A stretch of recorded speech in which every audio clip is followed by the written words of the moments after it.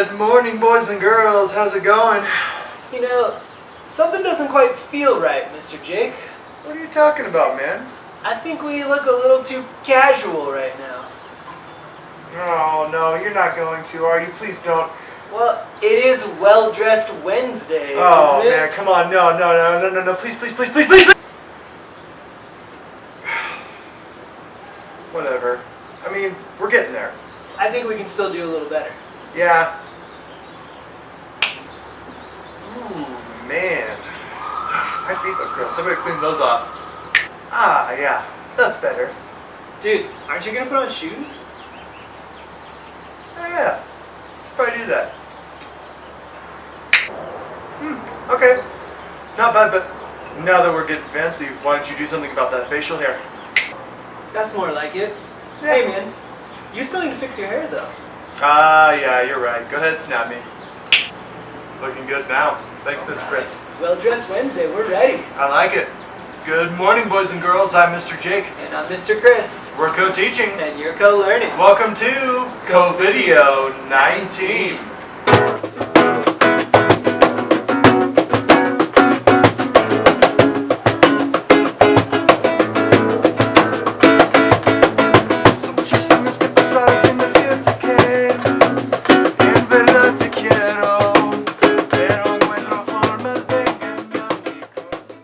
Item number 1, announcements. Just so you know, we will be doing a Zoom call with you on Friday. For my class, we're going to do it on Friday morning. I'm going to be posting some more information about it on Google Classroom, so be on the lookout for that in the next couple of days. In 4th grade, unfortunately we have one more announcement. For some reason, Mr. Jordan has told me and Mr. Jake that we can't make these videos for you all anymore. He wants us to make them for 3rd grade because they haven't seen them before, and he wants us to make them for 5th grade. But he made a rule that we can't make them anymore for 4th grade. So today is actually going to be our very last video. Sorry about it, boys and girls. I know you're disappointed. I'm disappointed too. Item number 2, Math and Language Arts. Today Mr. Jake is going to show us another video on finding common denominators. Make sure you put this video to good use since this is going to be our last one. Hello boys and girls, today I'm going to show you how to find common denominators. In other words, I'm going to show you how to make sure that your fractions are broken into the same amount of pieces. As you can see with these two fractions right here, they are not broken into the same amount of pieces. For example, this one right here on the left is broken into thirds. 1, 2, 3 pieces, and there is one of them shaded in. Remember, this is my numerator up top and my denominator on bottom. The numerator tells me how many pieces I have, and the denominator tells me how many pieces they're broken into. Going over here, this one, I don't have it broken into thirds, I have this broken into fourths. How many fourths do I have? That's pretty easy. I just have one of them. Unfortunately, these are not broken into the same amount of pieces, but don't worry. Don't freak out. I have a solution for you, okay? Let me show you what we're going to do. I need to break this fraction right over here, this whole, into 4 times as many pieces. Watch this.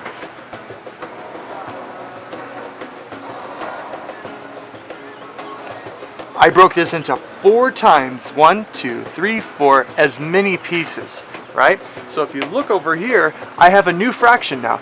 I have 1, 2, 3, 4, 5, 6, 7, 8, 9, 10, 11, 12 pieces. So that means my denominator is now out of 12. Well, how many pieces of those 12 do I have shaded in? Let's count. 1, 2, 3, 4. So I have 4 12ths. Now we're not done with this one over here. This isn't broken into 12 pieces. I need to make sure that this whole is broken into the same amount of parts as this whole over here. In order to do that, I need to break this into 3 times as many pieces. Let me show you what I'm talking about. There's 1, 2, and 3. 1, 2, 3 times as many pieces. Well, let's count how many pieces it's broken into now. It should be 12, just like this one, but let's double check. 1, 2, 3, 4, 5, 6, 7, 8, 9, 10, 11, 12. Whew!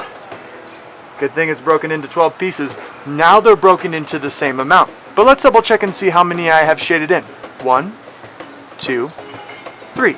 So I have 3 out of 12 pieces. You might have seen me do something a little similar to this before.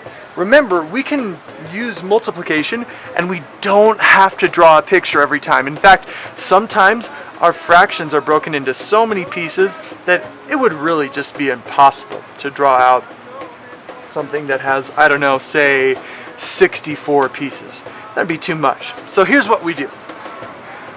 I multiply my denominators across by each other. So for example, I take 3 times 4 and I take 4 times 3. Those give me my new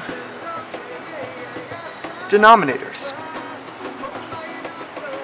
Because 3 times 4 is 12. I have to go each way. Now here becomes the little bit of a tricky part. What we do from here now is we start from the bottom and we multiply up and across. 3 times 1 is 3. That's where I get my 3 pieces from, right? Also, going the other way, we start at the bottom and we go up and across. And I multiply 4 times 1. You'll notice that I ended up on the left, right? I start from the bottom and go to the top and I end on the left. 4 times 1 is 4.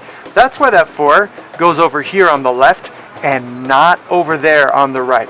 I go from the bottom to the top, I end up on the left, so I stay on the left. That's going to be really important later when we're subtracting fractions with different denominators. For now, you don't have to quite worry about it yet. Just multiply across and make sure you're getting your denominators broken into the same amount of pieces and that you're also cross-multiplying to make sure that those are equivalent fractions. Thanks for watching.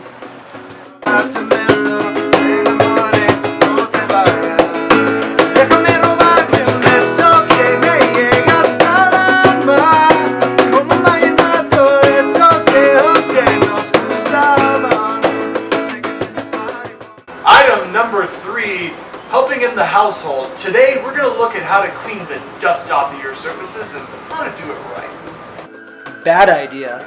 Looking at dust and wishing it would go away. Please go away, dust. Good idea. Use a duster to wipe down your surfaces. Or if you don't have a duster, just use a paper towel and some water.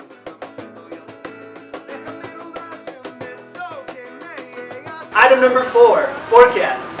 Today has a high of 25 and a low of 12. Looks like there might be some scattered thunderstorms, so make sure you bring that umbrella with you. Item number 5, the health tip. Did you know that you have a defense system inside your body? It's called your immune system. Your immune system fights off diseases, germs, pathogens, things like the coronavirus if you get it. So Mr. Jake, how do we make our immune system stronger? There are a couple things we can do, but the tip of the day is number 1, sleep. Getting enough sleep is the best way to strengthen your inner army. I mean, your disease fighting group. I mean, your group of inner ninjas working to protect the insides of your body. No, your immune system. That's it. So, get plenty of sleep, boys and girls. It's good for your immune system. Mr. Jake, we're probably going to have a lot of time to sleep coming up because we can't make these videos anymore. That's true, yeah. I'm going to spend a lot of my time napping. We got a couple places spotted out in the house. Item number 6, laugh of the day.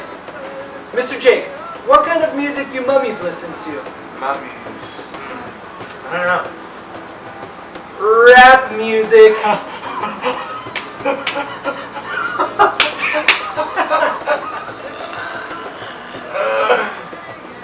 Item number 7, energy fact of the day. Mr. Chris, did you know that there is energy in food?